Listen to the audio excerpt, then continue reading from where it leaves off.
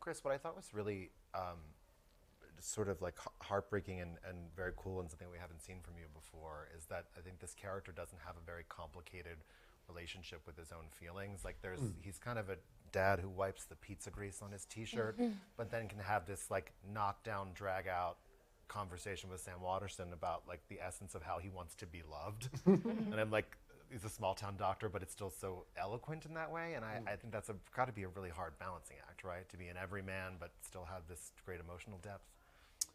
It's yeah, I suppose it is. It's an interesting dynamic between the internal life of a character and his external actions, so to speak, of these sort of mundane daily activities that we all find ourselves doing, taking out the trash and figuring out what we're going to buy and cook for dinner and whatnot.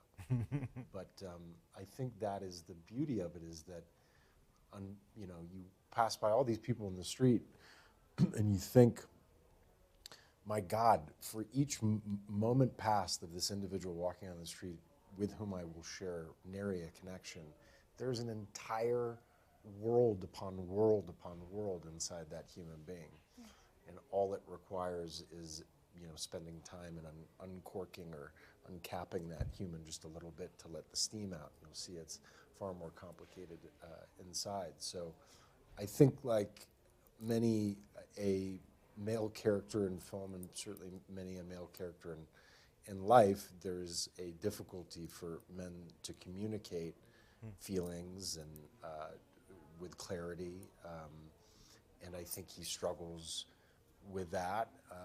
Certainly from the backstory that we've fashioned, I'm assuming that has a lot to do with his nuclear family and just how he learned to communicate, and the great benefit of rejoining with this woman who's come back into his life is that she allows him in the messiest way to confront these feelings and essentially to purge them out of his system, so at least he can get it out there. And there's one fight in this film where these characters finally start communicating with one another, and except when you watch it, it's as beautifully messy and sort of opaque as fights can become. They're yelling at one another in certain way through the scene. You're like, what on earth are they even fighting about?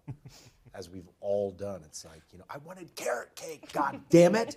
You know I like carrot. You know, it's that kind of thing. It has nothing to do with carrot cake. Rachel has written a script and a story where there is a written text and there is a whole multi-volume set that is unwritten in the subtext.